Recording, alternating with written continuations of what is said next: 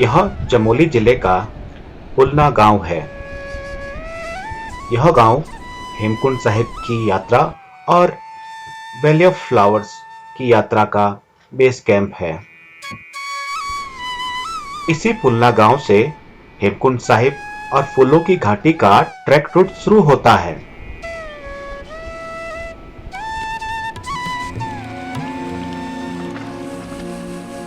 वर्ष 2013 की Himalayan tsunami में यह गांव पूरी तरह नष्ट हो चुका था। समय के साथ यहाँ के मेहनती एवं स्वाभिमानी लोगों ने अपने गांव को उसी खूबसूरती के साथ दोबारा बसाया है। उच्च हिमालय चोटियों से घिरा यह गांव बहुत ही सुंदर है।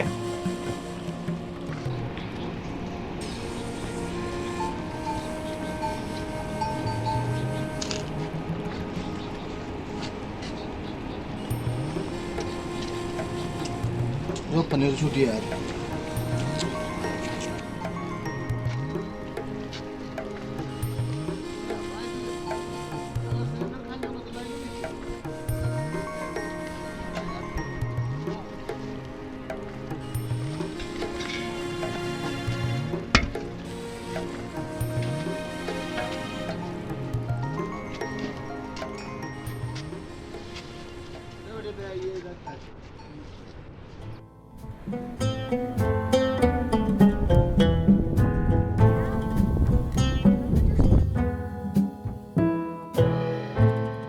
दोस्तों, आज मैं आई हुई हूँ पुलना गांव में, जो कि हेमकुंड साहिब और वैली ऑफ फ्लावर का प्रथम पड़ाव है। सीमत से मात्र 24 किलोमीटर की दूरी पर बसा ये पुलना गांव काफी खूबसूरत है। 2013 में जो आपदा आई थी, इसका बहुत बड़ा हिस्सा उस आपदा के दौरान तहस नहस हो चुका था, लेकिन धीरे धीरे विकास की गति बढ़ती गई और गांव फिर से बस गया। पुलना गांव की बात की जाए तो इस गांव का इतिहास काफी पुराना है। हेमकुंड साहिब की यात्रा के दौरान यहाँ के लोग भिंडार वैली गांगड़े में जाके रह जाते हैं। उसके बाद जैसे ही कपाट बंद होते हैं, वो लोग पुलना में आ जाते हैं। यह गांव चौहान जाति के क्षत्रिय लोगों का गांव है। इनका मानना है कि इनके पूर्वज राजस्थान से आकर यहाँ पर बसे थे।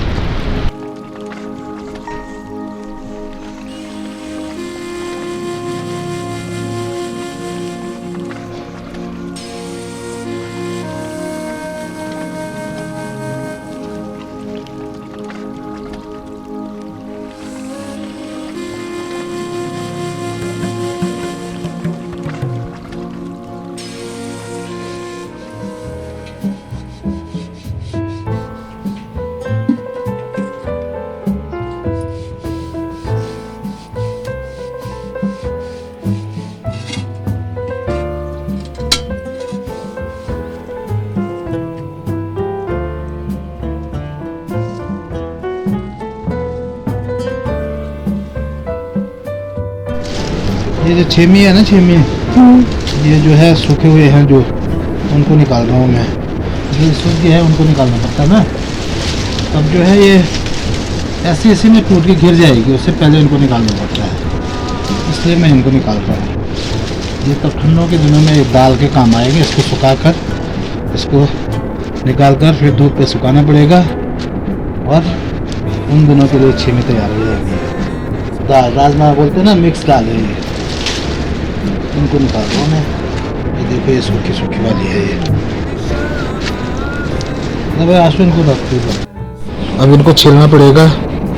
छिल के उनको दाने निकालेंगे, फिर सुखाएंगे, फिर ये दाल के काम आएगा।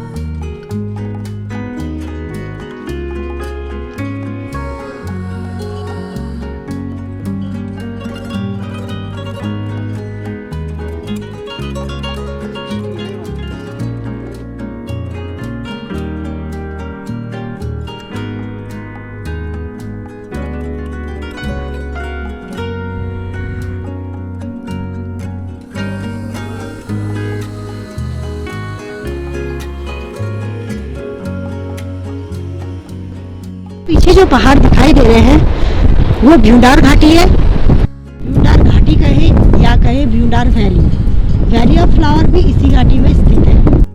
सामने जो दिख रहा है मुझे नहीं पता वो क्या है, उस पर रेनबो दिख रहा है, ग्रीन, येलो एंड रेड।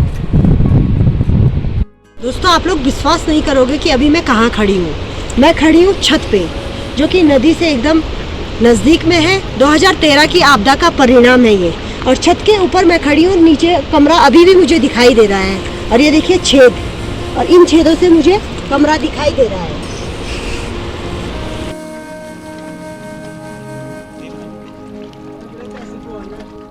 तेरह की जो विनाशकारी प्रलय जो आपदा आई थी, ये देखिए नदी ने कितना तहस नहस मचाया कि पूरे गांव में पूरा बाढ़ का पानी आ गया था और घर पूरे तहस नहस हो चुके थे। मेरे चारों तरफ मुझे कुछ ऐसा ही नज़ारा दिखाई दे रहा है।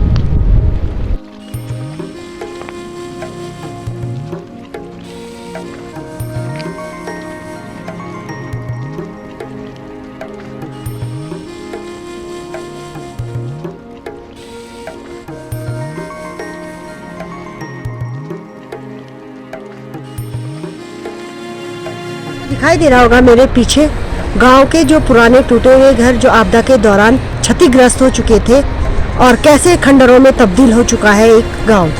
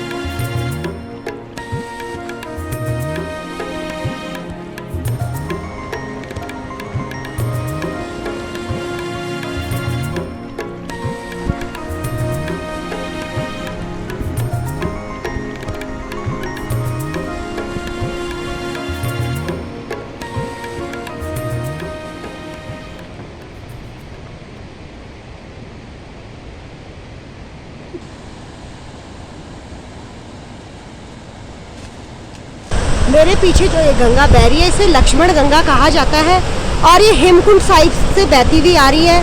आते आते इसमें वैली ऑफ फ्लावर की जो पुष्पावती नदी है वो भी मिल जाती है और भ्यूंडार वैली में इसमें भ्यूंडार गाड़ भ्यूंडार गंगा भी मिल जाती है और धीरे धीरे आगे चलकर ये लक्ष्मण गंगा का नाम ले लेती है और आगे जाने पर ये अलकनंदा में समाहित हो जाती है।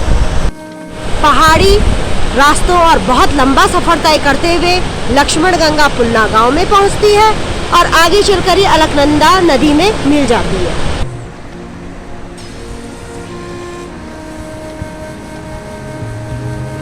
दूर चोटी में आखिरी धूप की किरण, जैसे ही धूप गई वैसे ही गांव में अंधेरा हो जाएगा।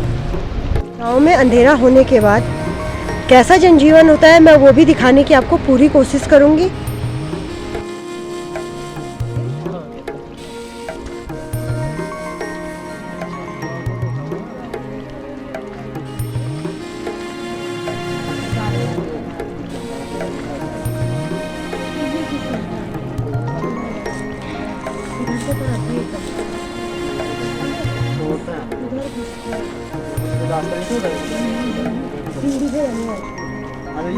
पहले सही था, पहले काफ़ी मन करता मेरा आप से पहले आने का।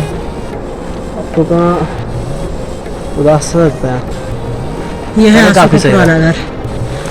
पहले तो यहाँ खूब खेलते थे भाई लोग, बहुत लोग आते ना उस टाइम पे छुट्टियों में, मज़ा आती है। यहाँ दादी ताई जी लोग का यहाँ पे स्कूल में ग्राउंड था, पहले काफ़ी सही लगता था। पहले तो मन ही नहीं करता यहाँ जाने का, अब थोड़ा ऐसा हो रहा है कि मन नहीं करता यहाँ ये तो।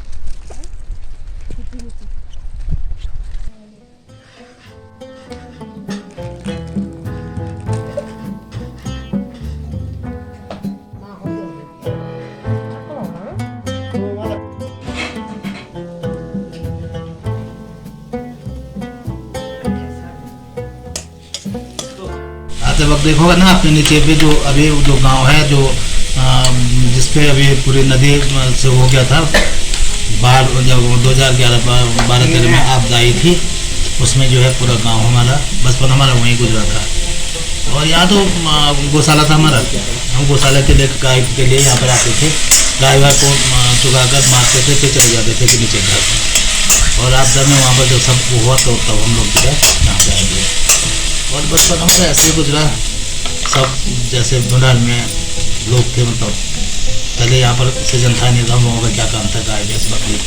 हमारे दादा परदादाओं का ना, हम लोगों ने तो नहीं देखा, लेकिन उन लोगों के समय में ऐसा था। यहाँ पे बस खेती बाड़ी थी, थोड़ा थोड़ा हमने भी देखा है।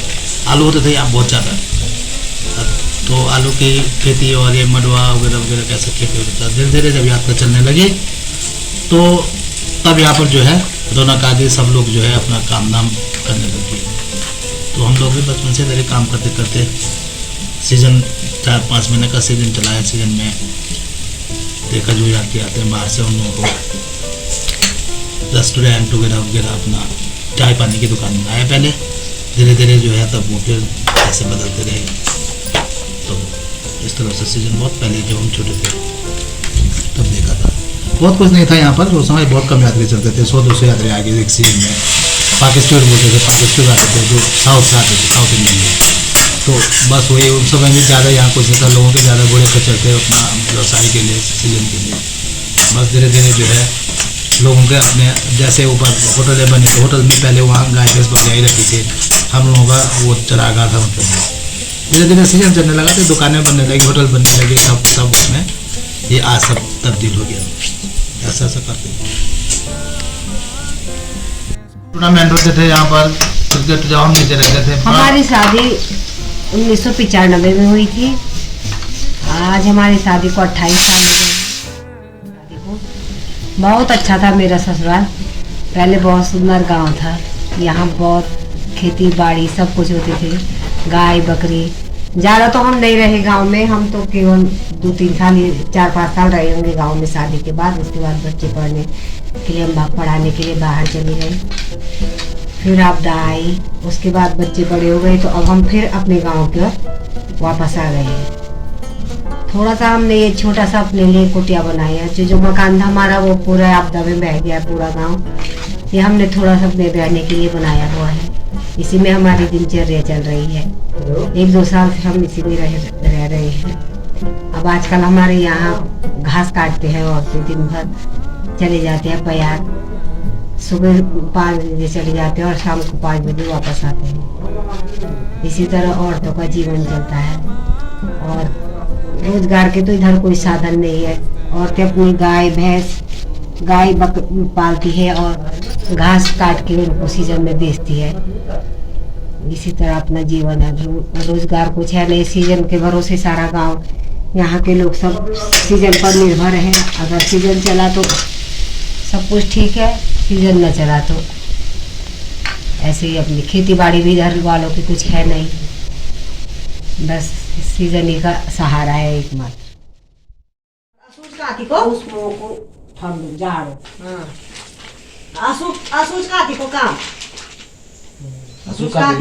आजकल घास काटने का काम नहीं होता है। असूज कार्तिक को काम और पूस मोह को जाड़। फेमस है ना ये? है बिल्कुल है। पोस्ट में बहुत कम ठंड में नहीं, ये देखिए बहुत बल्कि कल तुमको ना आपको बहुत ठंडा लगेगा शुरू में। सुबह तो क्योंकि कहाँ 10-11 बजे 10-11 बजे 9 बजे।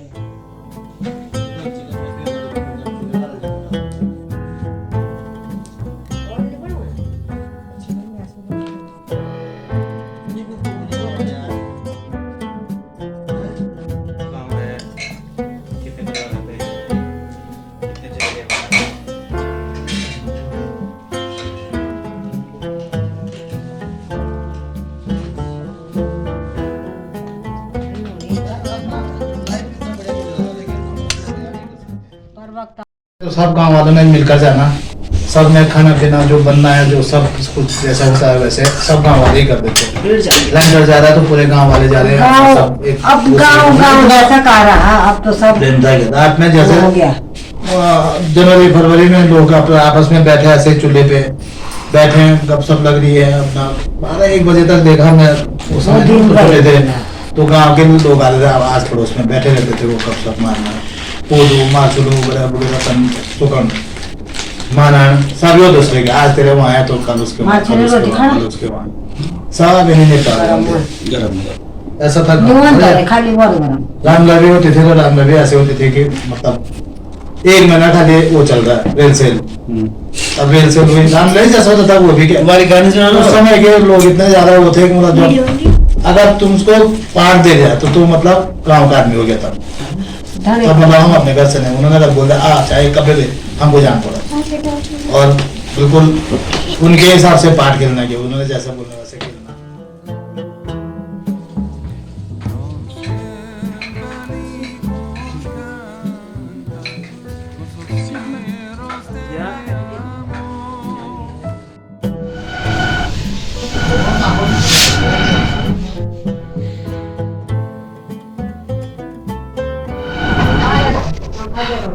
ये वो शस्त्र है जो आग जलाने में बहुत ही सहायक होता है। इसे क्या कहते हैं?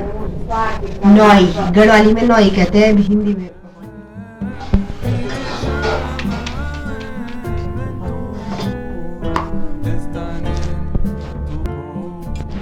चूल्हे में रोटी बनाने का ये मेरा फर्स्ट एक्सपीरियंस है और काफी लाजवाब एक्सपीरियंस। अब कच्ची बने या पक्की बने, कोशिश पूरी कर रही हूँ और काफ़ी हद तक मेरी रोटी पक भी रही है। जैसे देख सकते हैं ये तवे में बनी मेरी रोटी, नीचे से कोयले में। ये स्वास्थ्य के लिए बहुत ही अच्छी होती है।